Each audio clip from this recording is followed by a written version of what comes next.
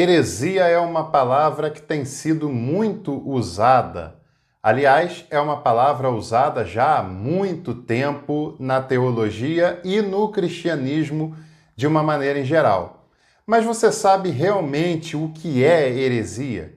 Você sabe como o processo de classificar uma heresia foi desenvolvido ao longo do tempo?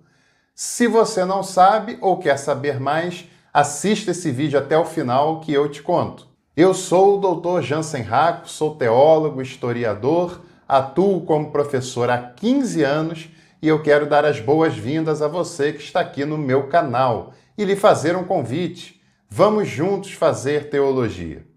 Aliás, fazer teologia só é possível quando há a possibilidade de diálogo, quando há a possibilidade de compreensão de que eu, de que você, de que qualquer pessoa envolvida nesse processo não é detentora da verdade absoluta.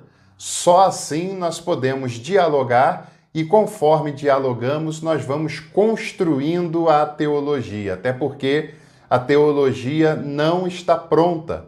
A teologia não é definitiva. A teologia é uma ciência que deve ser escrita a lápis, porque ela está em construção e essa construção subentende-se que ela será ampliada, corrigida, revisitada, reformulada, e isso faz parte do processo da teologia em específico e das ciências humanas de uma maneira mais ampla. Heresia é um nome muito forte, muito pesado, usado ao longo da história para condenar pessoas, para difamar ideias, para jogar no esquecimento argumentos que não são considerados ortodoxos. Mas eu tenho algumas definições de heresia que eu entendo que nos ajuda a compreender um pouco melhor do que é que nós estamos falando. Por exemplo, a palavra heresia vem do grego hairesis e significa escolha ou opção. Heresia é um pensamento diferente de um sistema ou de uma religião. É uma teoria, ideia ou prática que contraria a doutrina estabelecida por um grupo. É o ensino que se choca com o considerado certo. Heresia também é a prática do herege, ou seja, quem pratica a heresia é um herege e, consequentemente, os hereges não são bem-vindos, os hereges devem ser punidos, os hereges devem ser silenciados. Bom, apenas por essas definições de dicionário mesmo, nós já temos uma ideia do que se trata a heresia, ou do que nós estamos falando quando pensamos em heresia. É importante que a gente faça uma pergunta diante disso, já que a definição de heresia é aquela ideia, opinião, prática que contraria o que é considerado certo, que contraria o que é considerado ortodoxo. A pergunta que não quer calar é: quem é que estabelece o que é o certo? Quem é que estabelece o que é ortodoxo? Essa é a pergunta que deve estar na nossa mente. Mais do que perguntar o que é heresia, nós devemos perguntar quem estabelece o que é considerado certo e quem estabelece o que é considerado ortodoxo. Porque muitas pessoas têm uma fala como se fossem os representantes de Deus, como se fossem os detentores da verdade absoluta sobre qualquer assunto. Muitas pessoas apresentam uma opinião como sendo a verdade definitiva em assuntos de teologia, moral, fé e prática, e não como sendo uma perspectiva, uma contribuição. O que é considerado certo e ortodoxo é o resultado de um processo histórico e não fruto da revelação divina, como muitos querem mostrar.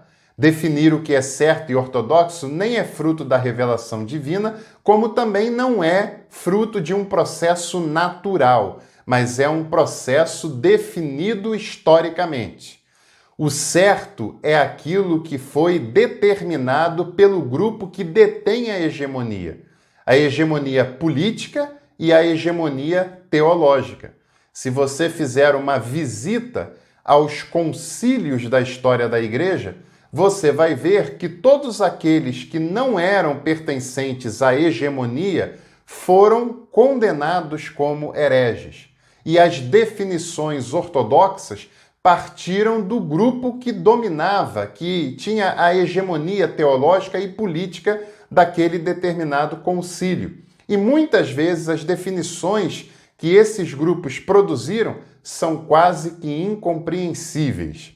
Eu não quero dizer com isso, evidentemente, que todos os que foram condenados estavam falando coisas importantes, coisas sérias, coisas que faziam sentido. É claro que teve algumas dessas pessoas que afirmaram determinados dogmas, doutrinas, que não condizem com a revelação bíblica. Por exemplo, Ário, no concílio de Nicéia.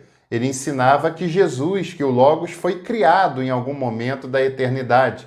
E isso vinha contra a compreensão da eternidade do Logos e, consequentemente, da divindade de Jesus. Mas é claro que o fato de Ário ter entrado em choque com o bispo da sua cidade, da cidade de Alexandria, que era uma das mais importantes cidades do cristianismo daquela época, foi um fator determinante para a sua condenação como herege e a sua excomunhão da igreja. E isso aconteceu em outros momentos da história da teologia. Outro exemplo da antiguidade é que a teologia de Orígenes foi muito aceita na antiguidade, enquanto que a teologia de Tertuliano foi muitas vezes deixada de lado.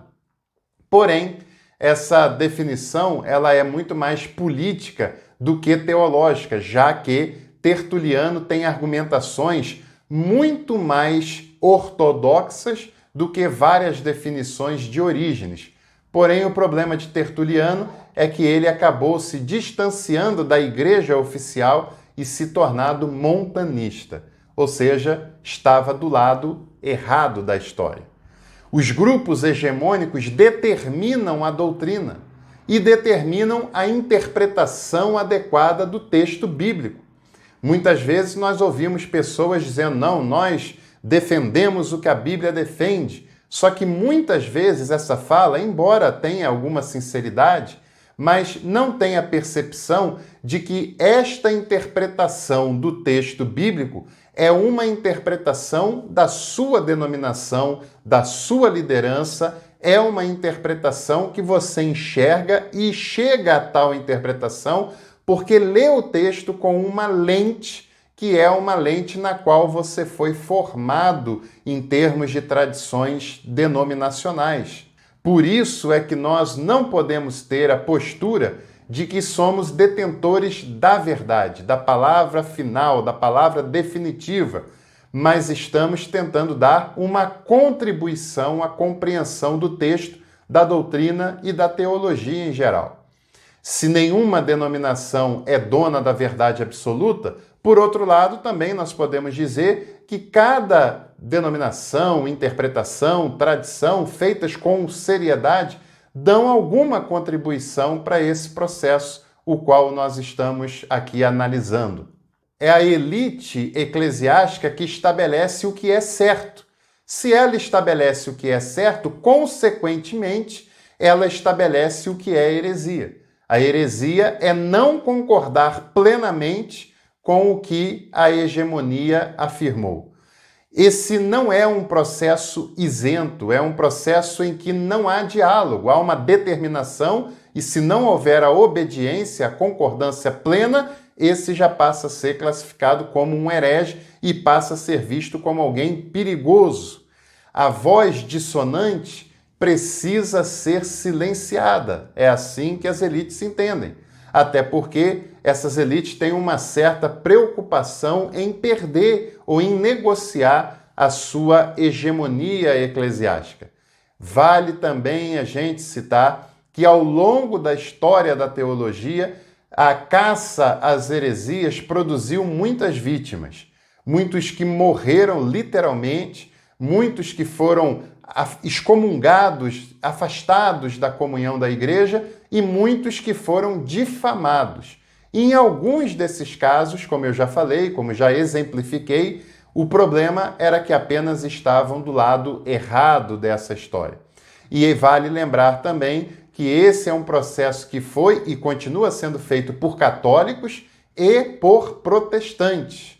Mas então quer dizer que não há critérios que qualquer um que fale sobre teologia, sobre doutrina, deve ser aceito? Não, é claro que não.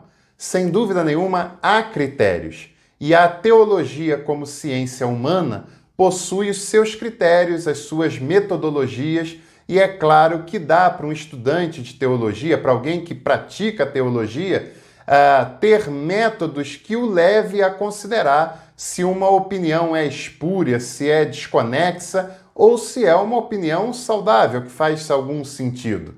Como também compreender a tradição e o desenvolvimento dessa doutrina ao longo dos séculos e os contextos onde esse desenvolvimento se deu, também nos ajuda muito a compreender toda esse desenvolvimento.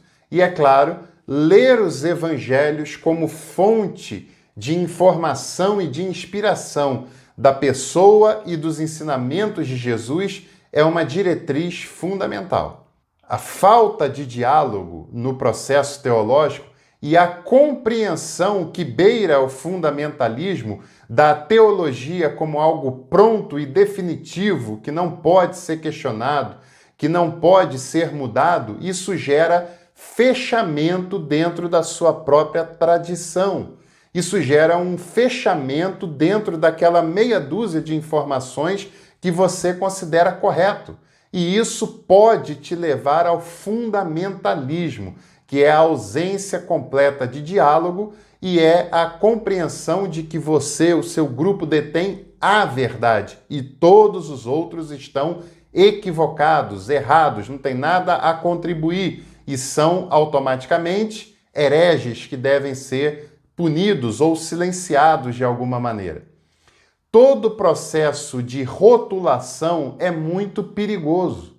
E como a gente tem falado nesse vídeo, muitas vezes o critério de rotular alguém como herege não era nem um critério teológico sério, mas era um critério político eclesiástico. E nós devemos estar muito atentos e devemos ter preocupação com esse processo de rotulação. Mas tenha uma preocupação com quem rotula e não necessariamente com quem é rotulado. Lembre-se daquela frase, quando Paulo fala de Pedro, eu sei mais de Paulo do que de Pedro. Sem diálogo, sem liberdade, não existe teologia. E teologia, claro, eu estou falando de algo que é maior do que as definições doutrinárias de qualquer que seja a denominação. Estou falando da teologia que busca academicamente a compreensão do desenvolvimento doutrinário ao longo do tempo, que busca a reflexão com métodos sérios e criteriosos do texto bíblico e da interpretação teológica de um modo geral. Eu quero também deixar a você um exemplo interessante do que é esse processo que eu tenho falado, que foi o caso de Estevão, relatado no livro de Atos dos Apóstolos. Lembra que Estevão foi apontado injustamente para pessoas que se sentiram ameaçadas pelo seu carisma, pela pessoa que ele era, pelo que ele fazia, e o acusaram de heresia, o acusaram de blasfêmia, injustamente, evidentemente. E no processo feito contra Estevão pelo Sinédrio, não foi levado em consideração a sua argumentação. Estevão foi difamado, Estevão foi executado e Estevão era absolutamente inocente. Ele não tinha blasfemado e o processo que o levou àquela condenação foi um processo sem diálogo, foi um processo sem isenção e foi um processo político, porque Estevão tinha origem helênica e o Sinédrio era composto por pessoas que eram judeus da Palestina. E é interessante que o texto diz que, conforme Estevão argumentava, baseado no Antigo Testamento, as pessoas que eram responsáveis pelo seu processo tampavam os ouvidos para não ouvi-lo. Esse é o processo que as elites eclesiásticas costumam fazer diante de uma voz dissonante. Costumam tapar os seus ouvidos. Portanto, não seja inocente achando que você vai conseguir mudar a estrutura, que você vai conseguir mudar a opinião hegemônica, mesmo tendo a melhor e mais profunda defesa que você for capaz de produzir. Porque Estevão foi capaz de produzir uma defesa muito mais profunda do que os argumentos do Sinédrio eram capazes de produzir, porém, ele não foi ouvido. Aquela estrutura hegemônica tapou os ouvidos para não levar em consideração os argumentos e a profundidade de Estevão. Então, tenha cuidado com relação a isso. É muito triste quando a gente percebe pessoas que sequer concluíram a sua graduação em teologia, pessoas que estão começando a estudar teologia, já se sentirem no direito de classificar A, B ou C como herege. Ou porque toda a afirmação de que o outro é um herege é uma afirmação implícita de que eu sou o detentor da verdade, de que a ortodoxia é aquilo que sai dos meus argumentos. E isso também é uma arrogância enorme que o processo de aprendizagem, o processo educacional não nos ensina dessa maneira, mas nos ensina a construirmos e a aprendermos a cada dia com quem pode nos ensinar. Que nós tenhamos muita cautela. É claro que há interpretações equivocadas, distorções claras dos textos bíblicos e, mais do que dos textos na sua letra, da essência, do espírito que Jesus nos revela no seu evangelho. E é claro que nós devemos tomar cuidado, sim, com essas distorções. Porém, a forma de tomarmos cuidado com isso não é nos fecharmos na nossa própria compreensão, não é nos fecharmos na nossa arrogância, achando que apenas nós temos a palavra definitiva, porque esse não é o remédio para as distorções que são cometidas por aí afora.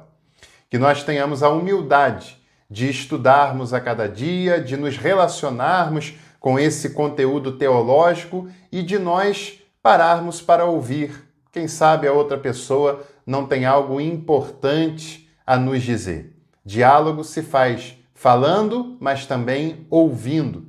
Se faz cedendo em algum momento. Se faz aprendendo e também ensinando. E que estejamos prontos e prontas para esse processo de diálogo, porque só assim poderemos fazer uma teologia que seja de fato saudável e pertinente para o nosso tempo. Teologia se faz com estudo e com a vivência. Fazer teologia é se abrir para os ensinamentos de Jesus e para o outro. E é compreender que a vida é uma realidade sempre maior do que a doutrina por si só. Grande abraço e até a próxima oportunidade.